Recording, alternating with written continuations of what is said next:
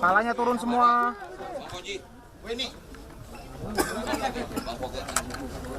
Yang dari tengah ini Mbak. Ini mempunyai hubungan yang sangat panjang secara pribadi. Seperti yang disampaikan beliau ketika beliau maju sebagai calon gubernur pertama kali. Waktu sebelumnya beliau sekda, saya bisikin, Bang Foke, abang itu pantas sekali dan cakap kalau untuk menjadi gubernur DKI. Dan memang dalam kepemimpinan beliau yang seperti saya sampaikan, saya dan Bang Dul, siapa saja yang pernah berjasa untuk Jakarta, saya pengen sowan satu persatu, karena apapun semuanya mempunyai legacy dengan kepemimpinan dan gaya masing-masing. Dan saya tidak mau memperdebatkan apa yang menjadi kelebihan maupun kekurangannya. Semuanya pasti mempunyai kelebihan dan kekurangan karena tantangan zamannya berbeda-beda. Dan seperti yang saya sampaikan berulang kali, kalau kami diberikan kesempatan, kami telah belanja masalah dari hal-hal yang kecil yang tidak kami duga. Contoh sederhana aja. Ternyata di Jakarta ini belum semua RT RW punya CCTV. Makanya kami dengan sederhana mengatakan bahwa kalau kami diberikan amanah untuk Jakarta, semua RT RW seluruh Jakarta harus punya CCTV. Hal itu untuk mengurangi tingkat kerawanan dan juga kriminalitas, bullying, dan sebagainya. Yang kedua yang ingin saya sampaikan, kalau lihat di lapangan, apapun yang namanya RT RW itu kan ujung tombak. Sekarang biaya operasional RT itu sekitar 2 juta, RW 2,5 juta.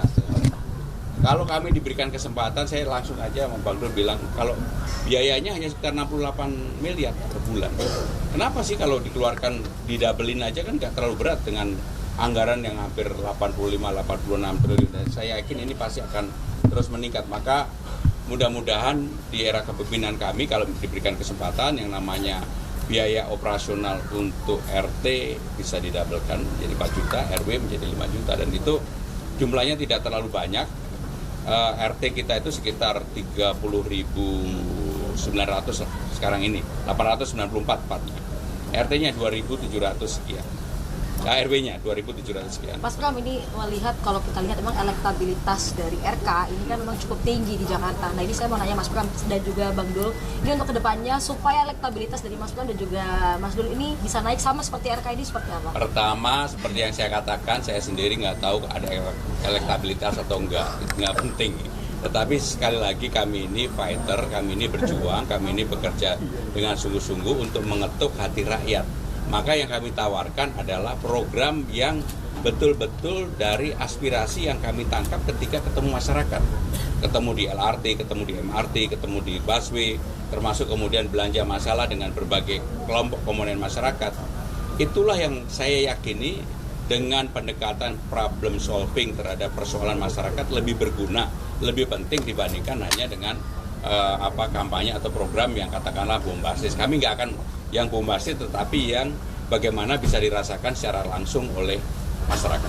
Mas, soal program andalannya bagaimana, Mas? Program andalannya. Jadi program andalan baru boleh dibuka nanti kalau sudah diketok tanggal 22 September.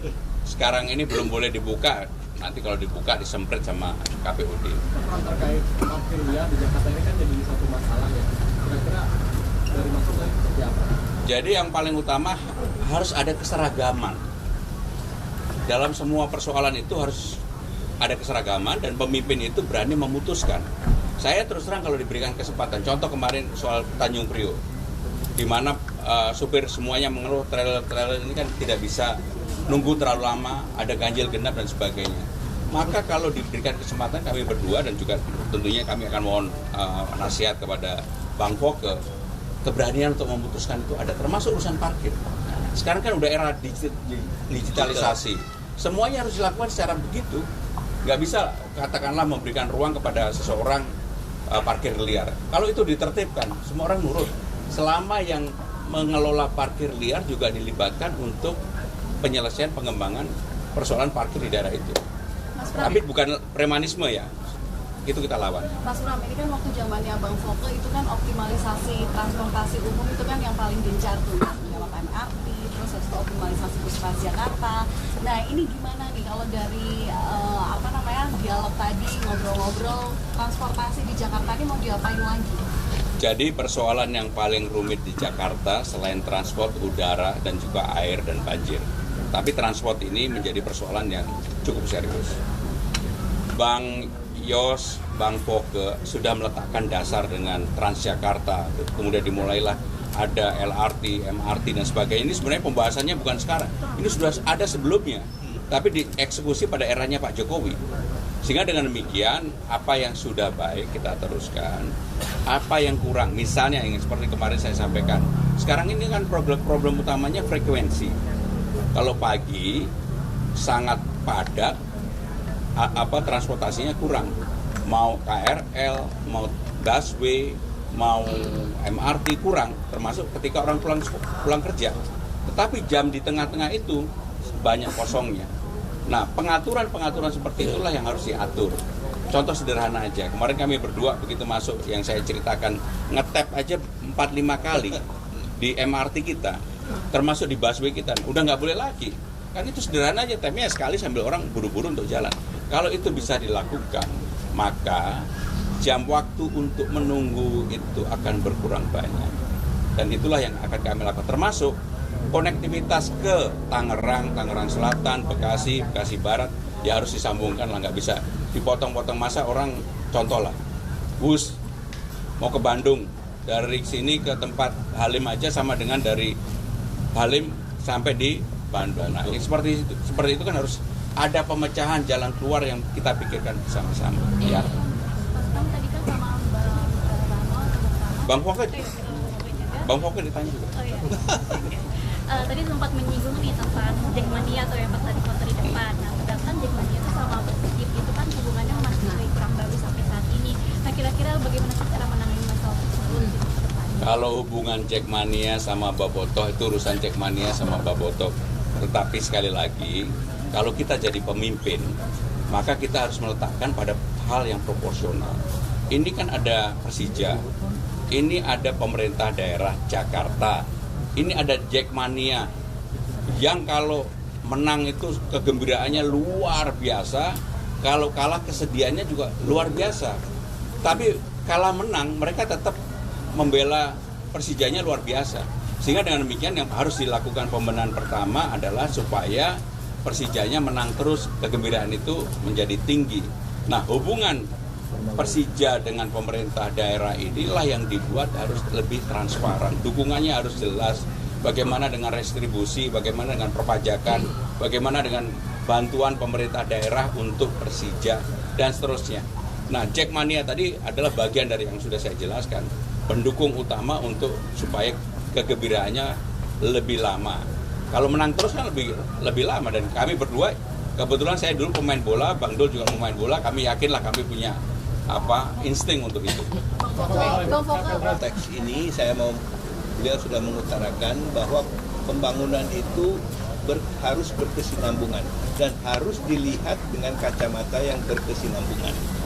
Ya. Apapun tidak akan selesai pada saat beliau dilantik, andainya nanti diberi kepercayaan dilantik, mulai dilantik dan kemudian pada saat beliau selesai masa jabatannya akan bisa tuntas, belum tentu. Ya.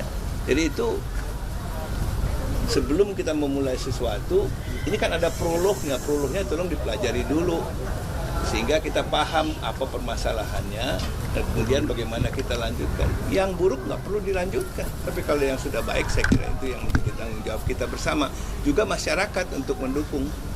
Ya, nah, itu saya kira satu hal yang sangat positif. Nah, detailnya nanti tanyakan pada beliau. Tapi yang jelas ini merupakan satu modal yang menurut saya sangat baik, sangat positif untuk Kota Jakarta ke depan. Oke, ada ajakan buat gabung ke tim pemenangannya Pak nama Bang? Iya, dari Jakarta. Enggak ada tuh, kita belum ngomong apa-apa. Oke, tadi di awal sempat menyinggung bahwa kalau ada Prabowo akan jadi gubernur. Maksudnya gimana? Tadi kan udah dijelasin beliau. Saya waktu saya maju, waktu itu saya jadi wakil gubernur.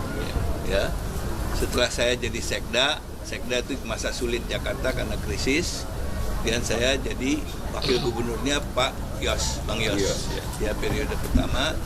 Nah, itu waktu itu pun saya sudah berkomunikasi cukup akrab dengan partai dan juga dengan Pak Pram, Mas Pram secara pribadi.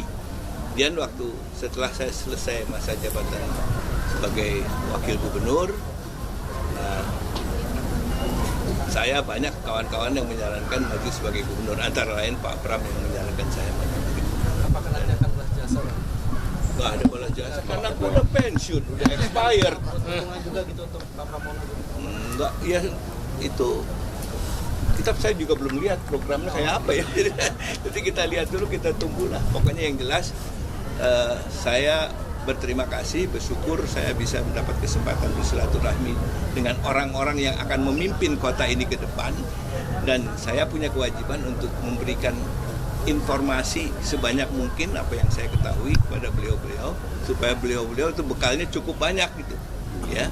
Yang jelas harus lebih baik daripada sebelumnya. Bang Rano, tambahan nggak Bang Rano? Iya, sebetulnya 11 tahun saya di Provinsi Banten itu adalah belajar yang paling luar biasa bagi saya. Sebetulnya pemerintah daerah itu dimanapun daerahnya itu hanya dua unsurnya. Yang pertama adalah urusan wajib, yang kedua urusan pilihan. Wajibnya tuh yang basic dengan dasar pendidikan, kesehatan, perhubungan, lingkungan, itu wajib. Nah, baru kita pilih perhubungan bagaimana. Tadi kita bicara soal transportasi. Jakarta ini kalau pagi 14 juta, malam 9 juta. Kenapa? Artinya 4 juta itu pendatang semua dari Bekasi, Tangerang. Nah inilah yang diatur masalah transportasi kan. Makanya ada busway, MRT, segala macam. Nah ini yang menarik. Barangkali kalau Bang Foke lupa, mungkin gara-gara Bang Foke saya jadi wakil gubernur tahun ini. Karena dulu 2008, 2007, sebelum saya jadi wakil Bupati Tangerang, hampir saya jadi wakil beliau. 2007 pertama kali.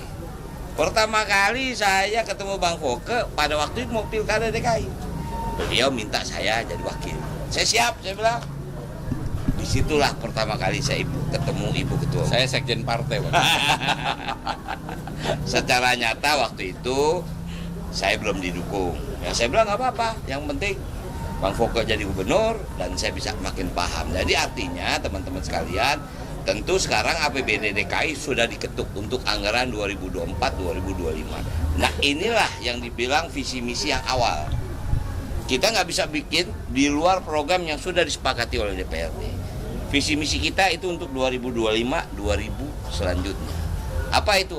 Nggak lari dari wajib dan pilihan sebetulnya. Tinggal prioritas kita apa? Maaf. Mudah-mudahan nggak terjadi. Sekarang lagi rame cacar monyet. Ini kesehatan kita bagaimana? Rumah sakit kita siap nggak? Alhamdulillah kemarin kita ketarakan, Bang.